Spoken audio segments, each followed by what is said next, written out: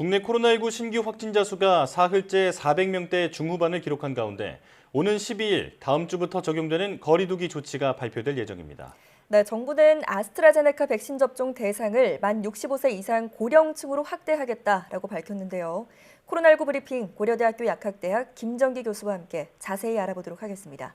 교수님 나와 계시죠? 네, 안녕하세요. 네, 400명대 정체가 길어지고 있는데 신규 확진자 수가 줄지 않고 오히려 소폭 늘어나면서 4차 대유행이 현실이 되지 않을까 우려가 커지고 있습니다. 교수님께서는 어떻게 보십니까? 글쎄요. 말씀하신 것처럼 그제, 어제, 그리고 오늘까지 연사흘 400명대 신규 확진자 규모를 보이고 있거든요. 네. 그런데 아직은 4차 유행의 전조라고 보기에는 좀 어렵지 않나 이런 생각을 가지고 있고 네. 현재의 경향성은 현재 사회적 거리두기 단계나 방역 조치가 신규 확진자 규모를 더 이상 줄이기에는 역부족으로 나타나는 현상이 아닐까 생각을 하고 있습니다. 네. 만약에 여기서 방역 조치가 더 완화되거나 아니면 앞서 리포트에서 나온 것처럼 변이 바이러스가 우리나라 지역사회 내에서 본격적으로 전파가 진행이 되게 되면 그때 아마 4차 유행이 시작되지 않을까 이런 생각을 가지고 있습니다. 예. 다음 주부터 적용될 거리두기 조치가 12일 발표됩니다. 지금 상황으로는 완화되기 어려워 보이는데요. 어떻게 해야 할까요? 앞서 말씀드린 것처럼 지금의 거리두기나 방역 조치를 더 완화하게 되면 신규 확진자 규모 증가는 불가피할 걸로 예상을 하고 있습니다. 예.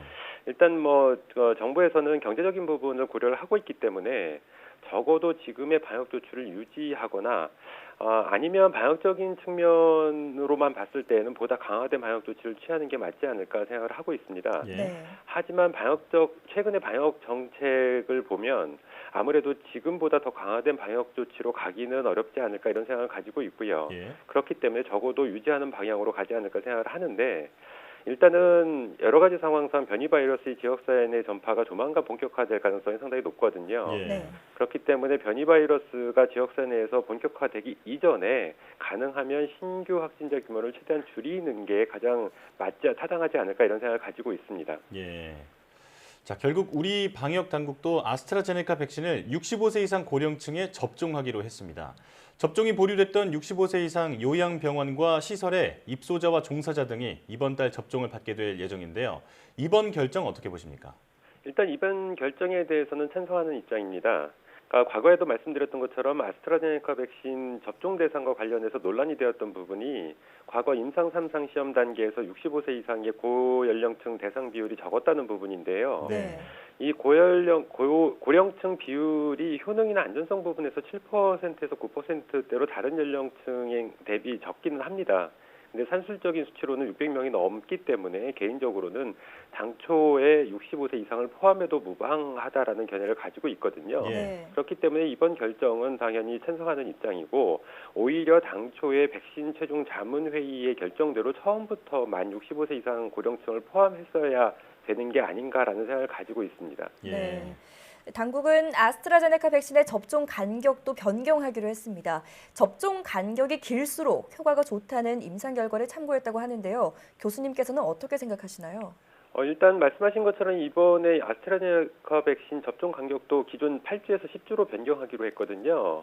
아스트라제네카 임상시험 결과에 따르면 1, 2차 접종 사이의 간격을 4주에서 8주로 했을 때보다는 8주에서 12주로 했을 때 더 효능이 좋았다라고 결과가 나와 있습니다. 예. 네. 따라서 이번에 접종 간격을 8주에서 10주로 변경한 것은 타당하다라고 생각을 하고 있고요. 예. 하지만 제 개인적으로는 접종 간격 변경보다는 과거 임상시험에서 효능이 가장 좋았던 부분이 4주 간격으로 하고 반량 정량 용법으로 했을 때가 효과가 가장 좋았거든요. 네. 그래서 이 효과적인 측면뿐만 아니라 면역력 형성 기간 단축이라는 부분도 있습니다. 그러니까 10주나 8주나 10주 또는 길게는 12주까지 가는 것보다는 2차 접종을 4주에서 마무리를 짓는 게 면역력 형성 기간을 단축시킬 수가 있거든요. 네. 그래서 이러한 용법이 더 적절하다라고 보는데 아스트라제네카 측에서 이에 대한 보완 자료를 제출하지 못하고 있기 때문에 저 개인적으로는 이 방법이 더 타당하다라고 보는데 실현 가능성은 어렵지 않나 이런 생각을 가지고 있습니다. 예. 네. 이번 결정이 타당하지만 용량 변경도 고려해 볼 만하다 이렇게 말씀을 해주셨습니다. 백신 접종 후에 고열이나 근육통 등을 호소하는 사례가 늘고 있습니다. 특히 SNS에서 젊은이들을 중심으로 이런 증상을 호소하는 사례가 나타나고 있는데 어떤 이유 때문일까요? 가장 큰 이유는 아스트라제네카 백신의 그 백신 플랫폼 때문에 그렇습니다. 이 아스트라제네카 백신은 아데노바이러스 전달체를 이용하는 시스템이거든요. 이 플랫폼 자체가 연구는 오래전부터 진행되어 왔는데 상용화된 거는 이번 코로나19 백신이 처음이다라고 예. 할 수 있는데 네. 일단 이 전달체로 사용되는 아데노바이러스 자체가 강력한 면역 반응을 유도하게 됩니다. 네. 그래서 함께 효능도 높이는 긍정적인 부분이 있지만 반대로는 이상 반응을 빈도나 아니면 정도 측면에서 더 악화시킬 수 있다라고 알려져 있기 때문에 네. 이 백신 플랫폼 자체가 가지고 있는 문제 때문에 발생하는 문제다라고 생각을 하고 있습니다. 예. 네.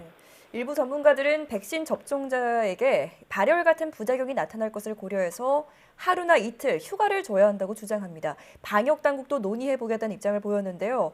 접종 후 휴가 필요하다고 보십니까? 글쎄요, 백신 접종 후 이상 반응은 개인별로 차이가 있습니다. 그래서 이 부분을 방역 당국에서 백신 접종 휴가를 지정하는 것보다는 권고 수준으로 하는 게 맞지 않을까. 그래서 접종 당사자와 사업장에서 상황에 맞게 조율을 하는 게 맞지 않을까 개인적으로 생각을 하는데 네. 물론 현실적으로 이렇게 권고 수준으로 하고 접종 당사자와 사업장에서 조율을 하라라고 하면 현실적으로 어려운 부분이 물론 있습니다. 그렇지만 방역 당국에서 일괄적으로 휴가를 지정하는 것도 또 문제가 좀 무리가 좀 있지 않을까 이런 생각을 가지고 있습니다. 네, 알겠습니다. 백신 이상 반응 사례가 이어지고 있는데요. 백신을 맞으면 충분히 쉬고 또 평소와 다른 신체 반응이 나타나지 않는지 잘 살피셔야겠습니다. 지금까지 고려대학교 약학대학 김정기 교수와 함께 코로나19 상황 살펴봤습니다. 교수님 고맙습니다. 네, 감사합니다.